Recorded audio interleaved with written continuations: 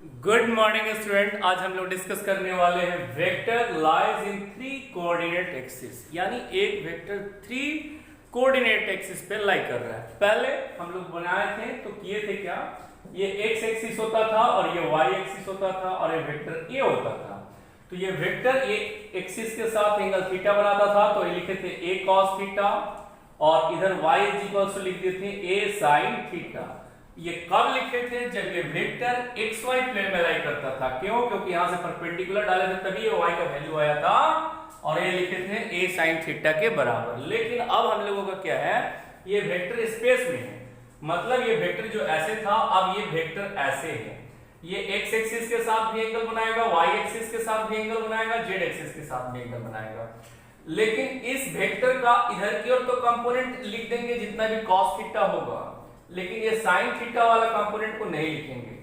तो क्यों नहीं लिखेंगे? क्योंकि ये वाला जो वेक्टर होता था इसी प्लेन पे लाई करता था, यानी ये थीटा होता था तो ये 90 माइनस थीटा होता था, इसलिए इधर की ओर कंपोनेंट होता था ए साइन थीटा।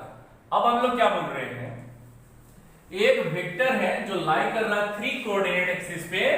ये ऐसे है, ये ऐसे है और ये वेक्टर हम लोगों का लाई कर रहा है। इधर की ओर है एक्स एक्सिस, इधर की ओर है वाई एक्सिस और इधर की ओर है जेड एक्सिस। और इधर की ओर कौन सा यूनिट वेक्टर लिखते थे? आई कैप। इधर की ओर कौन सा यूनिट वेक्टर लिखते थे? जे कैप। और इधर की ओर कौन सा यूनिट वेक्टर लिखते थे? के कैप। और वेक्टर आर ऐसे लाई कर रहा है ना, वेक्टर आर है ये। एक्स एक्सिस के साथ कितना एंगल बनाया? अल्फा। वाई एक्सिस के साथ बीटा और जेड एक्सिस के साथ गामा एंगल बना रहा है। तो एक्स कंपोनेंट कितने के बराबर हो जाएगा? R cos alpha. Y component कितने के बराबर हो जाएगा? R cos beta. और जेड कंपोनेंट कितने के बराबर हो जाएगा? आर कॉस गामा के बराबर। जिधर एंगल सटा हुआ होता है उधर की ओर कॉस थीटा लिखते थे। तो यहाँ पे अल्फा है तो इधर कॉस अल्फा, यहाँ बीटा है तो कॉस बीटा, इधर गामा है तो कॉस गामा। तो x इज इक्वल्स टू हो जाएगा r cos alpha, y is equals to हो जाएगा r cos बीटा और z इज इक्वल्स टू हो जाएगा r cos गामा। ये गामा लिखा हुआ है, दोनों तरफ स्क्वायर करके सबको ऐड कर दीजिए।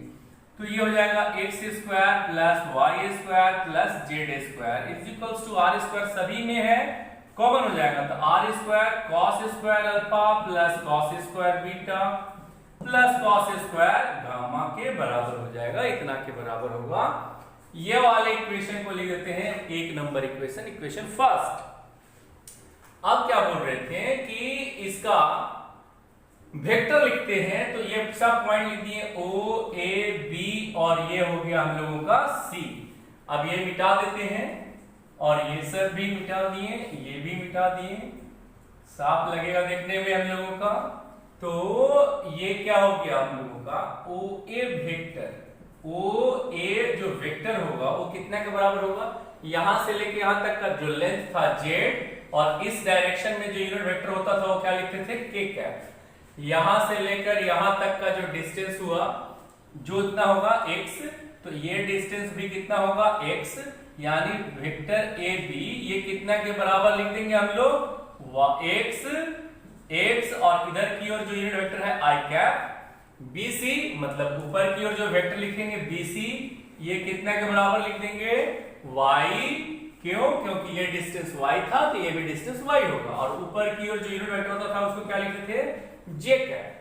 तो हम लोगों को क्या करना है अब हम लोगों का क्या करना है कि ये वाला एक ट्रायंगल बना दीजिए ऐसे। अब ट्रायंगल ऑफ वेक्टर एडिशन से देखिए ये दो साइड एक ही ऑर्डर में है और ये अपोजिट ऑर्डर में है। तो o a vector triangle of vector addition से plus A b vector is equals to कितना होगा? O b vector. तो ओ ए वेक्टर कितने के बराबर लिखे हैं? Z cap plus A b vector x i cap plus is equals to o b vector, है ना। ये दो नंबर इक्वेशन कर दे रहे हैं। और अब कौन सा ट्रायंगल में? ओ बी और सी में, ओ बी और सी में। ओ बी सी में ट्रायंगल ऑफ वेक्टर एडिशन से देखिए ये दोनों एक ऑर्डर में है और ये अपोजिट ऑर्डर में है। तो o c vector is equals to कितना लिख देंगे? O c vector is equals to OB vector plus BC vector. तो ओबी वेक्टर कितने के बराबर लिखा हुआ है हम लोगों का, जेड के cap plus x i cap, ये हो गया ओबी वेक्टर। अब बीसी वेक्टर कितने के बराबर लिख दीजिएगा, वाई इंटू जे कैप। तो ओसी वेक्टर इज इक्वल्स टू कितना का हो गया, ओसी वेक्टर कितने के बराबर हो गया, x i cap plus Y J cap plus Z के कैप, इतना के बराबर हुआ ओसी वेक्टर। और ओसी वेक्टर को ही हम लोग क्या बोल रहे हैं, वेक्टर आर, यही है हम लोगों का वेक्टर आर है। तो ये वेक्टर आर हो गया। अब क्या बोले कि हम लोग इसका मैग्नीट्यूड निकालेंगे, तो कैसे निकालेंगे, देखिए ये जो है एंगल, ये एंगल कितना डिग्री है, 90 डिग्री, ये एंगल भी अगेन कितना डिग्री है, 90 डिग्री। ओ ए प्लस ओ बी और ये वाला कौन सा, ओ बी। पाइथागोरस थ्योरम से ओ ए बी ट्रायंगल में पाइथागोरस थ्योरम से O B square is equals to होगा O A square plus A B का स्क्वायर। तो ओ बी स्क्वायर कितने के बराबर हो जाएगा, ओ ए, मतलब ओ ए कितने के बराबर लिखे थे, जेड, ओ से लेकर ए तक कितना लिखे थे, जेड, तो जेड स्क्वायर, ए बी कितने के बराबर लिखे थे, एक्स, तो एक्स का स्क्वायर, तो ओ बी स्क्वायर बराबर इतना हो गया।